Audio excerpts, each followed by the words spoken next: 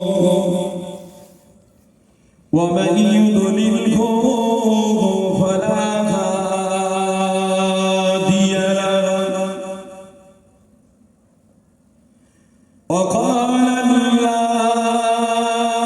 تعالى في كلامه المجيد ذلك الكتاب لا ريب فيه هدى للمتقين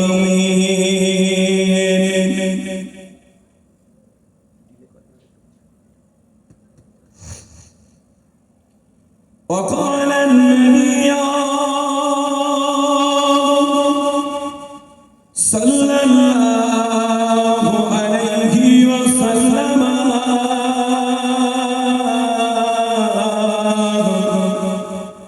بين العبد وبين الكفر ترك الصلاة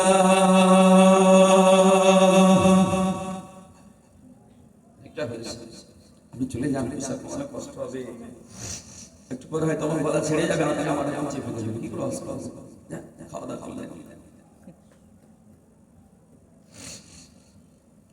ইয়া আইয়ুহাল্লাযীনা আমানু সাল্লু আলাইহি ওয়া সাল্লিমু তাসলিমা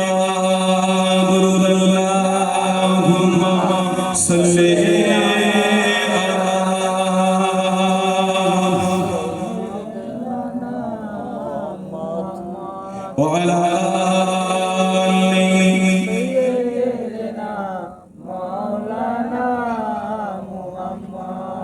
मेरे आँखों की पुतली में जलवा है मोहम्मद का मेरे दिल की आईने में नक्शा है मोहम्मद का कोई जन्नत में जाएगा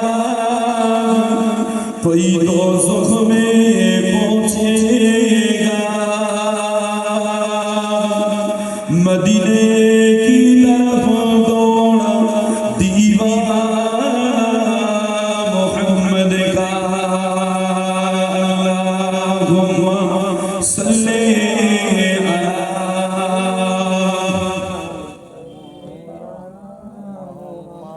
अला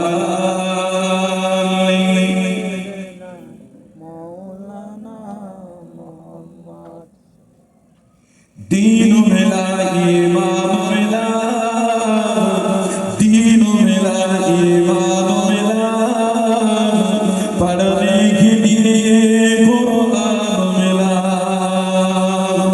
दीन मिला ईमान मिला पढ़ने के लिए कुरान मिला जो कुछ देने का था सब कुछ दिलवा दिया कमली वाले ने पढ़ो ला इलाहा इल्लल्लाह ला इलाहा इल्लल्लाह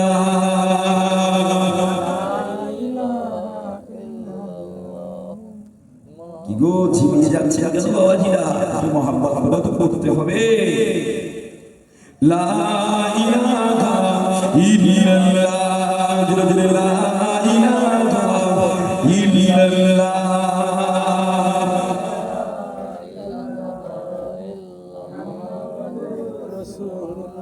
আল্লাহুম্মা সাল্লি আলা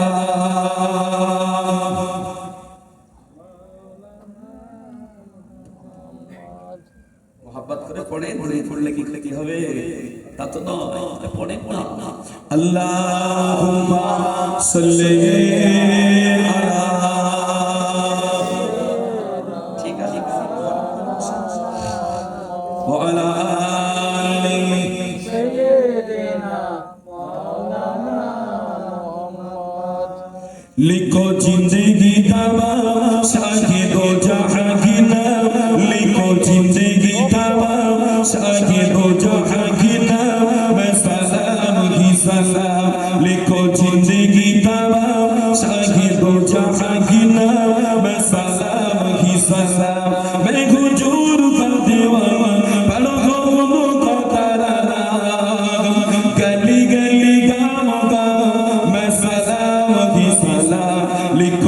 जिंदगी तमाम शाही दो जहां की नाम सलाम ही सलाम कैसा प्यारा नाम रखा अल्लाह ने गुजर का आमन की लाल भी आका पुरनूर का कैसा प्यारा नाम रखा अल्लाह ने गुजर का आमन की लाल भी आका पुरनूर का प्यारा नाम लेके जा फोटो प्यार से लेता प्यारा नाम लेके जा फोटो प्यार से लेता एक दूसरे को थामे सलाम ही सलाम लिखो जिंदगी तमाम शाही दो जहां की नाम लिखो जिंदगी तमाम शाही दो जहां की नाम सलाम ही सलाम जरा जरा धरती का बोले चोम चोमोगे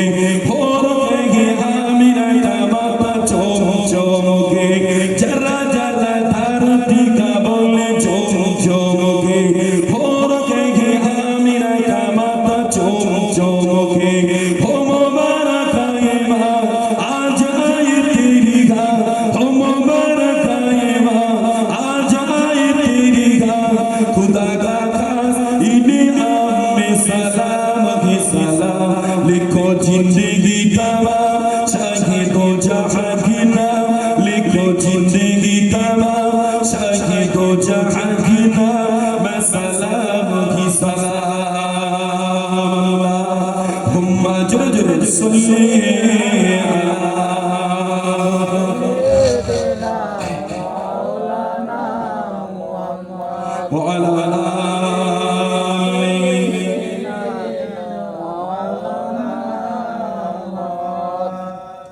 আমি যদি মদিনার বুলবুলি আমি যদি মদিনার বুলবুলি উড়ে উড়ে দেখিতাম মদিনার অলি গলি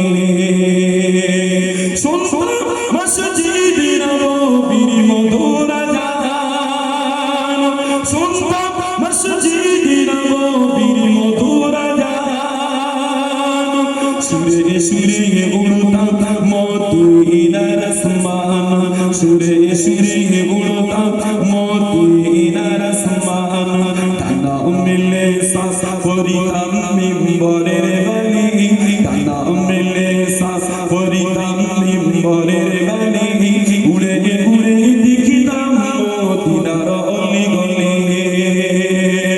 হৃদয় শীতল করা সেই মদিনার সেই মদিনার বাতাস মুছে যাবে মনের জ্বালা প্রেম সোবাস মুছে যাবে মনের জ্বালা প্রেম সোবাস মিটিবে পিপাসা দেখিলে রোজা রোজালে মিটিবে পিপাসা দেখিলে রোজা রোজালে উড়ে উড়ে দেখিতাম মদিনার অলি গলি তিনি রজনী রহিতাম চেয়ে গম্বুজের পানে তিনি রজনী রহিতাম চেয়ে গম্বুজের পানে প্রাণ ভরে দিতাম সালাম নূর নবীর শানে প্রাণ ভরে দিতাম সালাম নূর নবীর শানে গুনগুনিয়ে গাইতাম আমি দরুদের কলি গুনগুনিয়ে গাইতাম আমি দরুদের কলি উড়ে উড়ে দেখিতাম মদিনার অলি গলি হুম্মা জোরে জোরে সল্লে আলা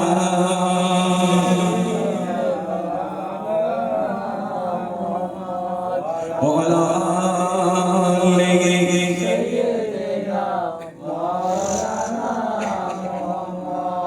সাল্লাল্লাহু আলাইহি ওয়াসাল্লাম সকলে পড়ে সাল্লাল্লাহু আলাইহি ওয়াসাল্লাম মহান আল্লাহ বড় দয়াবান মেহেরবান যে আল্লাহ পাক আজকে দিনে আমাকে আপনাকে ভালোবেসে মহব্বত করে এত সুন্দর একটা পুত পবিত্র মাজমা মাহফিলে বসিয়েছে যে মাহফিলে আসলে বসলে বান্দার জীবনের গুনাহ সাগীরাগুলো আল্লাহ এমনি মোচন করে দেন। সকলে বলেন আলহামদুলিল্লাহ।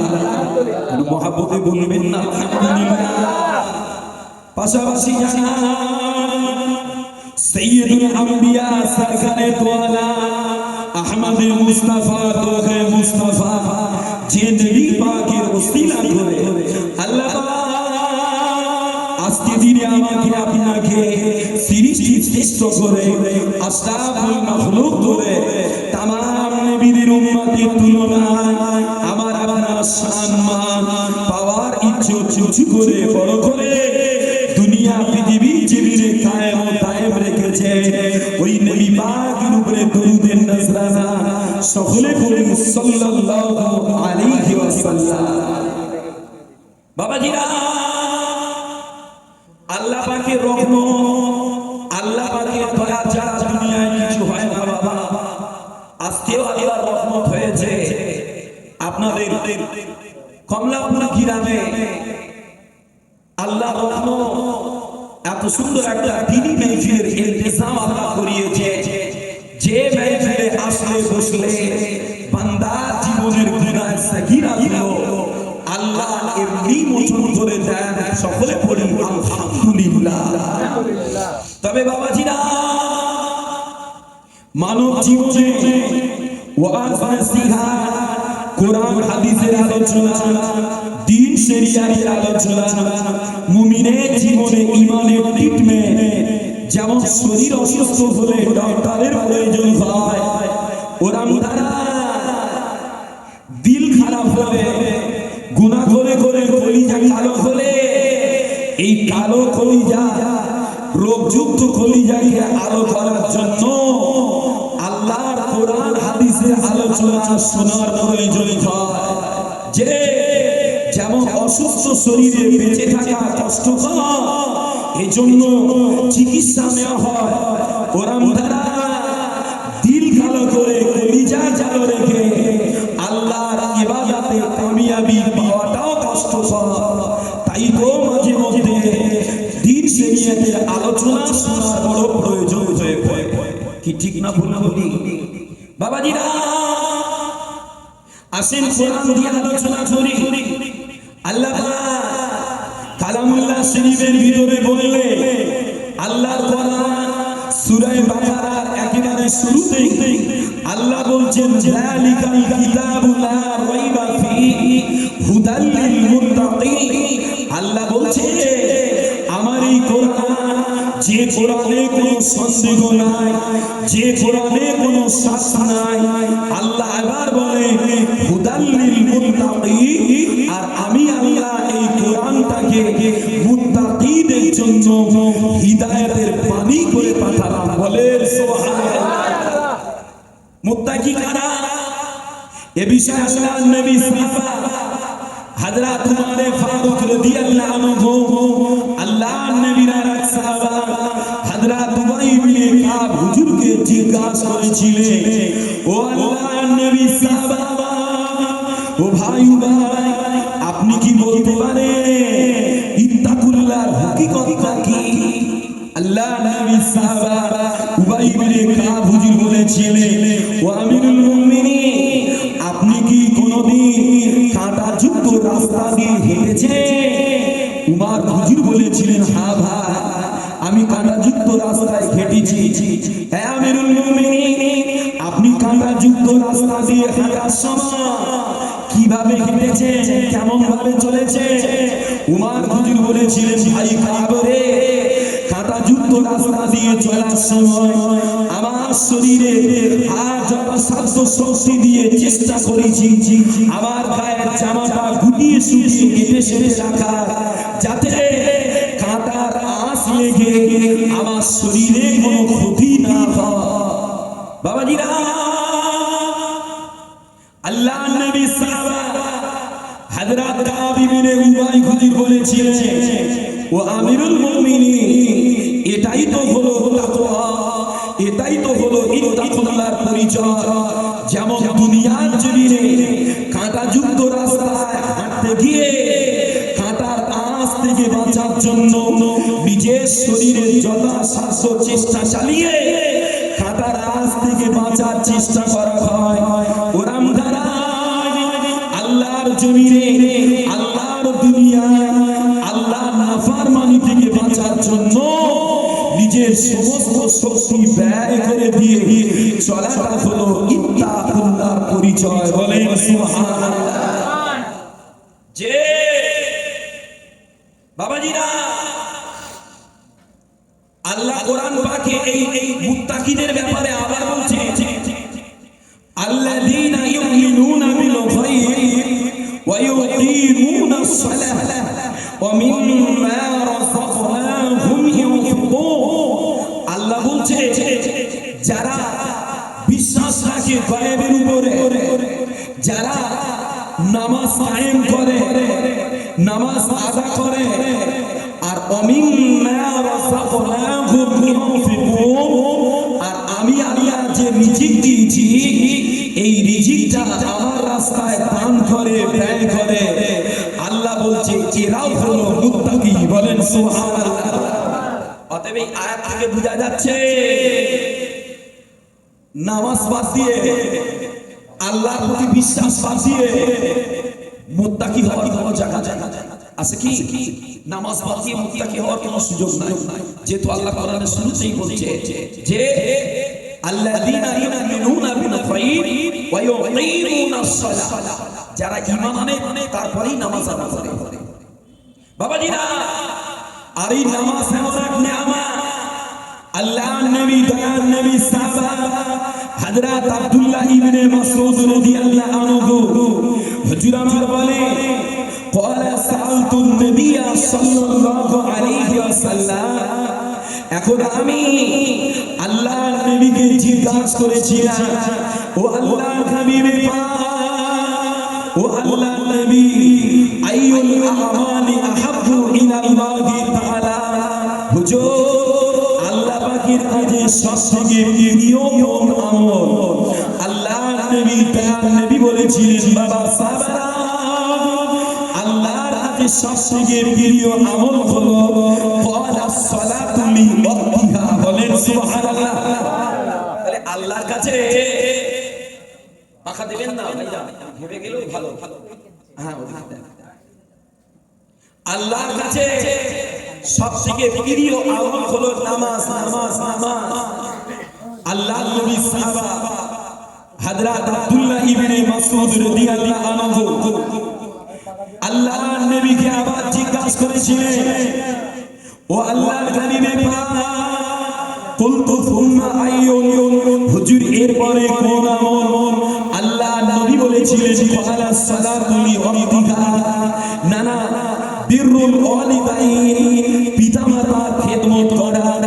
আল্লাহর নবী সাহাবা আল্লাহর নবীকে আবার জিজ্ঞাসা করেন, হুজুর এরপরে কোন আমল? আল্লাহর নবী বলেছিলেন, আল জিহাদু ফি সাবিলিল্লাহ, আল্লাহর রাস্তায় আল্লাহর জন্য জিহাদের ময়দানে পার হওয়া। বাবাজিরা, অতএব এই হাদিস থেকে বোঝা যাচ্ছে আল্লাহর কাছে সবথেকে প্রিয় নামাজ, নামাজ, নামাজ। তারপরে নবী বলেছেন পিতামাতার খেদমত। অতএব পিতামাতার খেদমত বাদ দিয়ে নামাজ পড়ে কিন্তু আল্লাহ পাওয়া যাবে না। আল্লাহর নবী তাই একদিন এই নামাজের কথাটা স্মরণ করে বলেছিলেন, আন্নাহু যাকারা সালাতা ইয়াওমান ফাকালা মান হাফাযা আলাইহা কানা লাহু নূরুন ওয়া বুরহানান ওয়া নাসারান ইয়াওমাল কিয়ামা।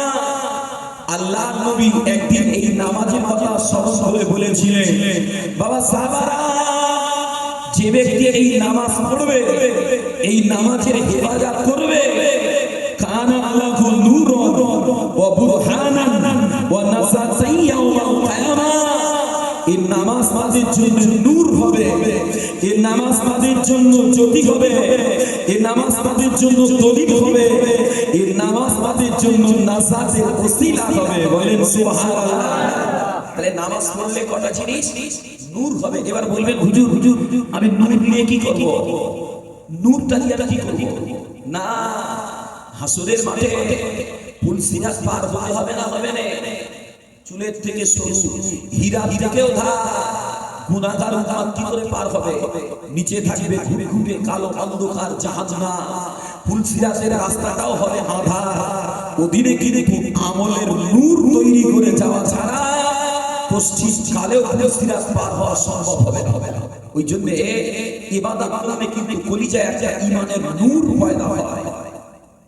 বাবাজিরা, নবী পাক তাই বলছে, যেমন নামাজ ইবাদত করলে নূর হয়, দলিল হয়, নাজাতের ওসিলা হয়, তেমন যারা ওয়াল্লাম ইউহাফিজ আলাইহা লাম তাকুন লাহু নূরুন ওয়া বুরহানা ওয়া নাসাসাই ইয়াউমাল কিয়ামা।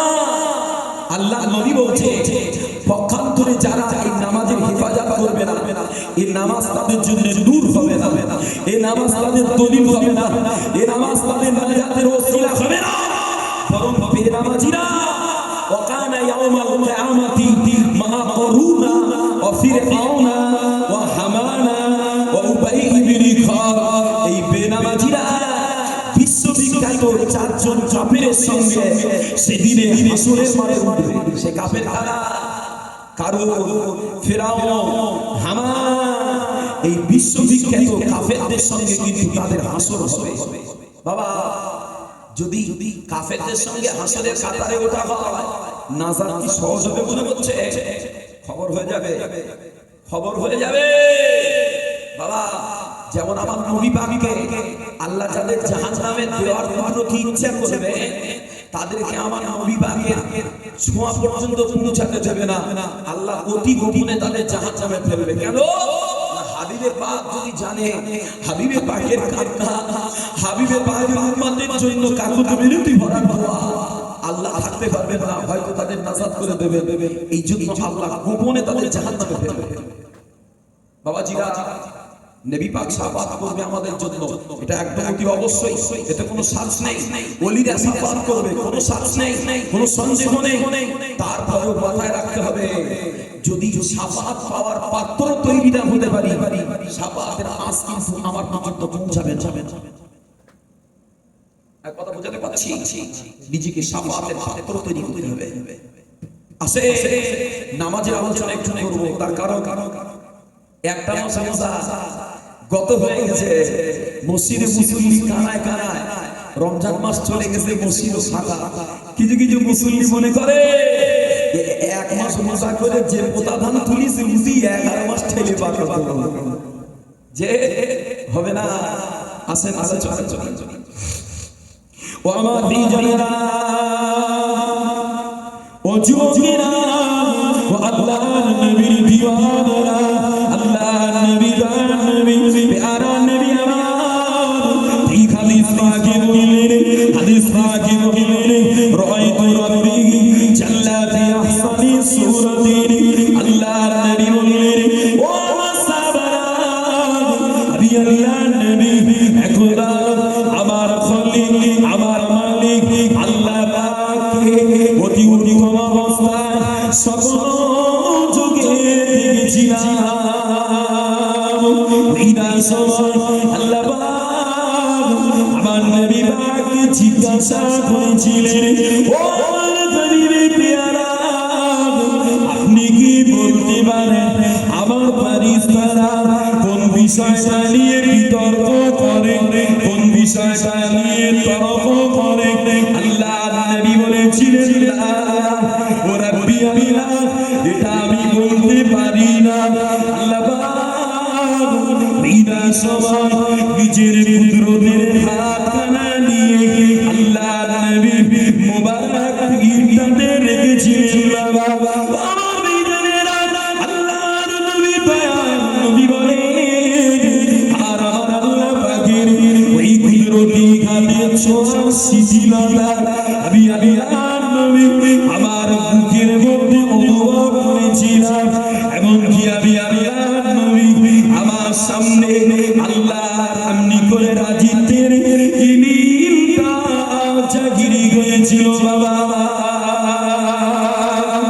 আমার বিজনেরা, আরে বিষয় আল্লাহ কোরআন পাকে বললেন, আল্লাহর কোরআন, আল্লাহর কোরআন পারা নম্বর 7 সূরা আন-নামের 75 নম্বর আয়াত। বাবা,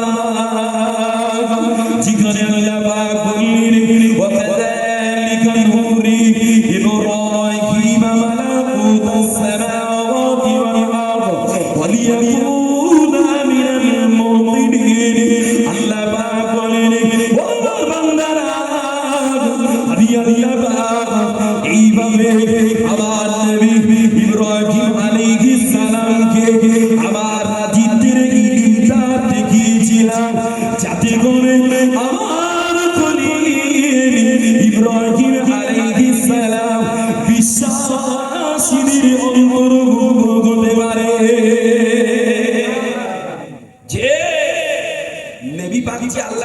স্বপ্ন দেখেছে বললেই অনেকে বলে আল্লাহকে দুনিয়া থেকে দেখা যায়, তার জন্য দলিলটা ঢুকিয়ে দিলাম। আল্লাহর কোরআন 12 নম্বর সূরা আল-আনআমের 75 নম্বর আয়াতে আল্লাহ বলছে শুধু আমার নবী নয় বরং আমার খলিল ইব্রাহিম আলাইহিস সালামকেও আমি এইভাবে আমার রাজিত্বের ইলম দেখিয়েছিলাম। বলেন সুবহানাল্লাহ।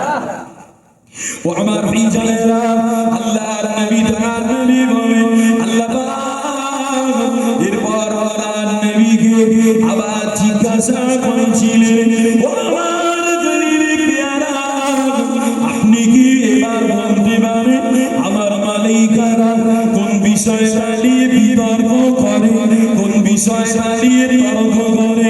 আল্লাহর নবী বলেছিলেন, ও রাব্বি আল্লাহ, এবার আমি বলতে পারি আল্লাহ আপনার মালাইকারা কাফারাত নিয়ে বিতর্ক করে, কাফারাত নিয়ে তর্ক করে, আর ওই কাফারাতটা হলো ভালোভাবে কষ্ট সত্ত্বেও ভালোভাবে অজুটা করা, ভালোভাবে অজু করে আল্লাহর মসজিদে গিয়ে নামাজটা আদা করা, মসজিদে নামাজটা আদা করে কিছু সময় তাসবিহটা পড়া, এরা নামাজি বান্দা ইবাদতের সওয়াব লিখাতে আল্লাহর মালাইকারা প্রতিযোগিতা করে। বাবা আমার দিনেরা, আল্লাহর নবী তার নবী বলেন আর যারা এরা আল্লাহর ইবাদত করতে পারে, আল্লাহর নামাজটা আদা করতে পারে, আমার আল্লাহ দুনিয়ায় দিলে তাদের শান্তি আর পরকালে তাদের জন্য দিয়ে দেবেন মুক্তি।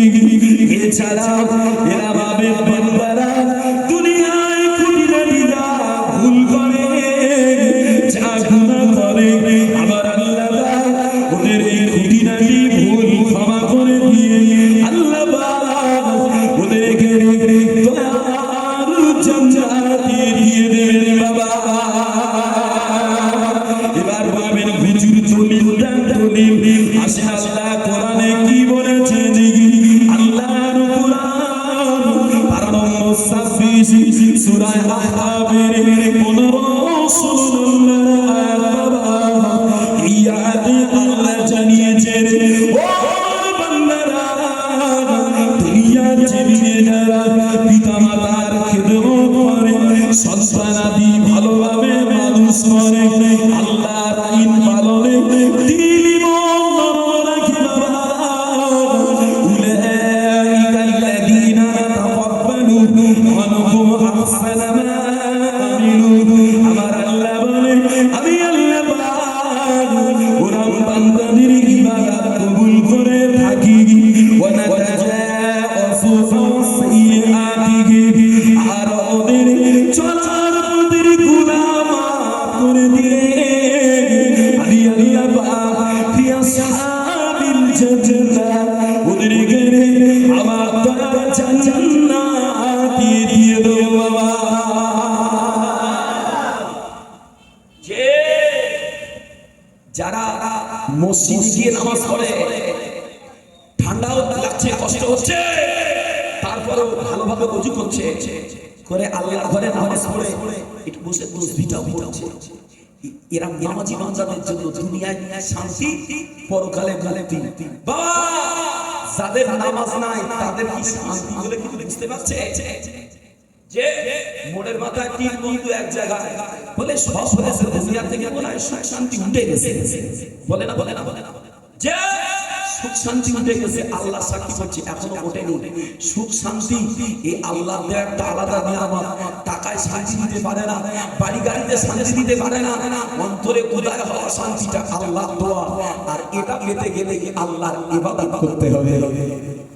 আল্লাহর আবেদনের ভিতরে একটা আলাদা অনুভূতি আল্লাহ দান করেন। এই জন্য তো